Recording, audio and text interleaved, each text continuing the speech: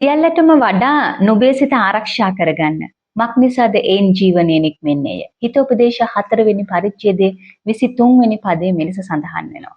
ඉතින් මම අද ඔබෙන් අහන්න කැමතියි ඔබ වඩා වෙහෙසෙන්නේ කුමක් සඳහාද? ඔබේ බාහිර පෙනුම ශරීරය උදෙසාද? නැතිනම් ධනය උදෙසාද? ඔබේ සමාජ තත්වයන් ගොඩනගා ගැනීම උදෙසාද? ඔබ වඩා වෙහෙසෙන්නේ. ඔබ වඩා මුල් තැන දෙන්නේ ඒ උදෙසාද? අද දවසේදී දේවචනය අපට මතක් කරනවා ධර්ම සියල්ලටම වඩා ඔබේ සිතට මුල් තැන දෙන්න කියලා. මොකක්ද මේ සිත කියන්නේ? සිත කියන්නේ හැඟීම් පමණක් නෙවෙයි. අපේ තීරණ, සිතුවිලි සහ චරිතය ගොඩනැගෙන කේන්ද්‍රස්ථානය. ඉතින් මේ අපිව ගොඩනගන, අපිව වෙනස් කරන, අපිව හදන මේ කේන්ද්‍රස්ථානයට මුල් තැන නොදී අපි නොයෙක් දේවල් වලට අද මුල් තැන දෙමින් සිටිනවා. ඉතින් අද ඔබට ධර්මදේශකයා මතක් කරනවා අන් හැම දෙයකටම වඩා ඔබේ සිත රැකගන්න මන්ද ඔබේ දිවි මඟ එයින් හැඩ ගැසෙන නිසා.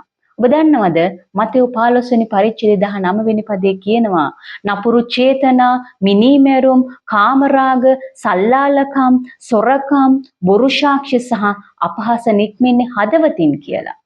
ඒ වගේම ඒ ස්ථානෙම සඳහන් වෙනවා කටින් පිට වෙන දේ තමයි සිතෙන් නික්මෙන්නේ.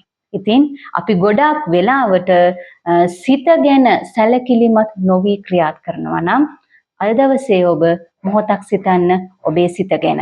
මන්ද ඔබේ දිවි මඟ හැඩ ගැහෙන්නේ එයින්. ඒ නිසා ඔබට මට අද දවසේ මතක් කරනවා හැම දෙයකටම වඩා සිත රැකගන්න කියලා.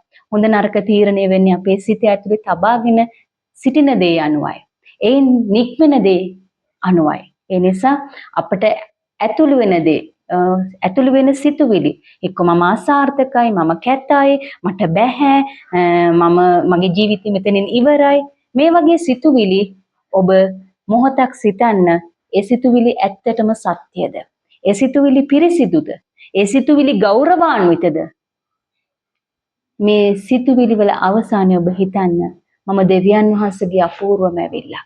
ඒ නිසා මම සිතන මේ සිතුවිලි අද කොතනින්ද ක්‍රියාත්මක වෙලා මගේ ජීවිතය අරගෙන යන්නේ. ඉතින් මම අද දවසේ ඔබට මතක් කරන්න කැමතියි. හැම දෙයකටම වඩා ඔබ ඔබේ සිත ආරක්ෂා කරගන්න. මන්ද එයින් ජීවනය නික්මෙනවා. ඔබට ජෙස්පේටයි.